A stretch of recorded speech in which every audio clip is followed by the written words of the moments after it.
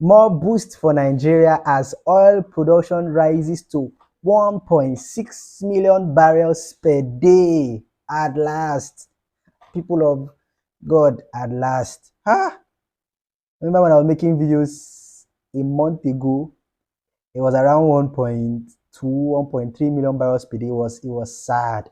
It was really sad. I was feeling bad. In fact, at some point this year, I think around June, July, it was about 970,000 barrels per day. And I was like, wow. For a country who right now, I think our quota from OPEC is about 2 million barrels per day. Okay. OPEC tells us that we can produce as much as 2 million barrels per day of oil. OPEC basically shares out quota to different countries so that every country can produce and not get, will I say, and not just get beaten out by other countries who probably have the capacity to supply all of the world's oil demand. But then this is good news for Nigeria. Our oil production has risen to currently 1.6 million barrels per day. Whew, at last. So if you're just joining us, my name is Edika Nobot and I'm your host. This is Isaac News, where we talk good news, Nigeria, and sometimes Africa, but 95% of the time, talk about Nigeria. So today we're looking at the oil industry, the oil sector, and just bring you some update as regards our oil production. So as we speak, Nigeria is speedily recovering from the month of underproduction, with oil production hitting about 1.6 million barrels per day. This is coming from the Nigerian National Petroleum Company Limited, NNPC Ltd. Whew. You know why I'm saying all that? So in case you don't know, NNPC is no longer a government enterprise. It's now a private enterprise. It's now a limited liability company.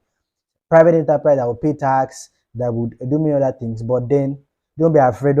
Okay, the government owns 50% of it. How? The Ministry of, I think, Petroleum, a particular ministry has bought 50% of the shares of the company. Okay, and that's how the government has a hand in everything that's going on there. But then the government is allowing the private sector to run it as a profitable venture.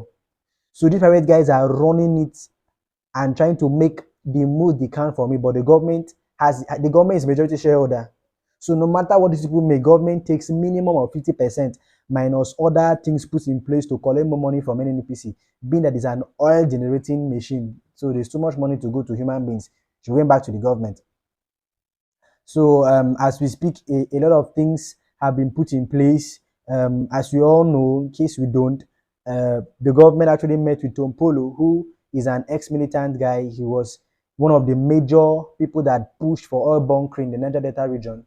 By the time the PIA Act was signed, which is the Petroleum Industrial Act, it was signed, they found out that 3% of whatever is being drilled from your community is supposed to come back to the community. So let us say, for instance, now that Shell is in my community, my village, and an oil well or an oil drilling site is in my village.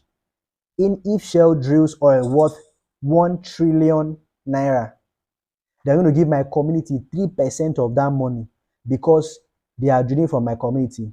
They are going to build infrastructure. They're going to do many social works there. They're going to ensure that the environment where drilling is occurring, that there's no oil spillage and it is not polluted. And then government will give my community 3%, and the government will give my state 13% of whatever was drilled out of my state. This is aside normal monthly allocations and other dividends given to states by the government. So when these guys began to weigh all this, they found out that, wow, they stand to benefit a lot. So these guys began to, they themselves fight against bunkering and begin to, expose some big people involved in bunkering. Why? Because bunkering is basically diverting a lot of crude oil from the national pipelines and reducing the quota we are selling out, and thereby reducing the amount of money come to the country. So a lot of diversions were happening. So we're probably drilling, let me say, about 1.5 million barrel worth of crude oil. But then we're not able to package all these things because a lot of our pipelines, there were all these illegal connections that were diverting crude oil. So we may drill 1.5 billion, but then about only 1 million barrel gets to reach the place where these things will be packaged and then sold, shipped and sold. It was very bad. It was really, really bad. But as we speak, a lot of all this is being tackled. Tom Paul and his guys are really fighting against what is going on right now to ensure that things, are put in place. So as of the beginning of the year, we were actually producing about 1.8 million barrels of crude oil per day. So when the 2022 budget was presented in 2021 to the National Assembly, it was presented on the assumption, premise that we will keep producing 1.8 million barrel per day and increase, and then step it up further from there. So we estimating that let us say that amount of production gives us 5 trillion naira a day. So we do this on that's too much. I don't know. Let me just say 1 trillion naira a day is what we'll make from selling 1.8 million barrels per day, as we did as at the beginning of the year. We're expecting that money will keep coming in on a daily basis throughout the course of the year. But at some point, it's the production, it crashed to 900,000 barrels per day. So that is taking on half of the money we're making from crude oil. We're no longer made because of all the things going on. But as we speak, we're at 1.6 million barrels per day. That is in just the last 6 months of trying to put things in place. That is really, really, really, really commendable. A lot of modular refineries in the south region have begun to contribute their little quota, probably 30,000 barrels, 100,000 barrels, 120,000 barrels per day. There are some in Imo, in Akwa Ibom, Port Harcourt, in Edo, Delta. So basically, modular refineries are small refineries that have small refining capacity. And so, they refine crude oil and they also drill and then ship to the necessary places where they will not be sold. So a lot is going on, and right now we're at 1.6 million, barrels per day. So this is to show that the PIA Act is working. The people who sat together actually did a good research to find out what the community really want. Because right now, I think a major drive for the increase in production is the battle against bunkering in the South. So many Southern people involved in bunkering, are fighting to stop it, saying that the 3% that will come to them is a lot of money. This is money in hundreds of millions. Hundreds of millions are coming to them, or let us just say tens of millions are coming to them on a monthly basis. Maybe 60 million or 50 million is coming to the community on a monthly basis. This is AWUF money. This has nothing to do with the normal allocations coming to those local governments, or this is just Jara extra money. So these guys are actually watching the pipeline, making sure that nothing is reducing the amount of crude oil leaving their own community, which now reduce the amount of money coming back. So because they are benefiting directly from this crude oil, unlike before, they are now on their own guarding this pipeline, and they are being paid for it, by the way. The government has actually recruited them as private contractors to guard pipelines.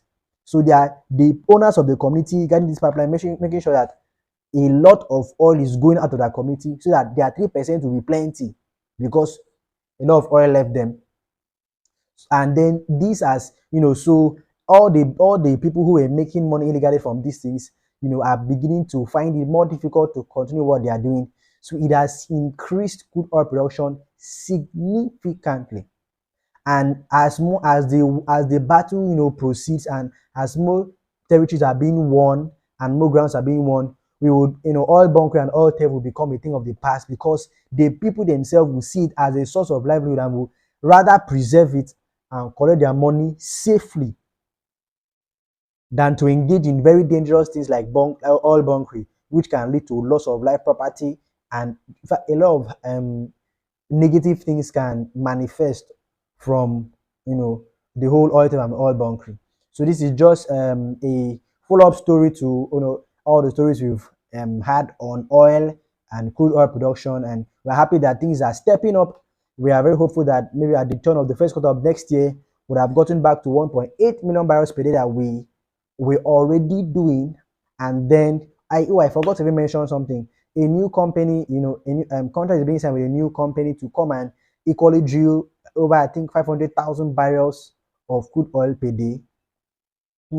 Understand, when you hear this, don't think oil refinery, think oil drilling. So this company, their job is just to drill this amount of oil and then send it to wherever it needs to be sent, then it will be sold.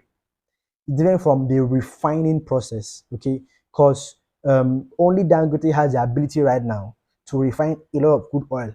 But most of these oil companies, what they do is they drill oil, they refine it a little of what, but sometimes just 10% of what they drill can be refined by them, if not 5%.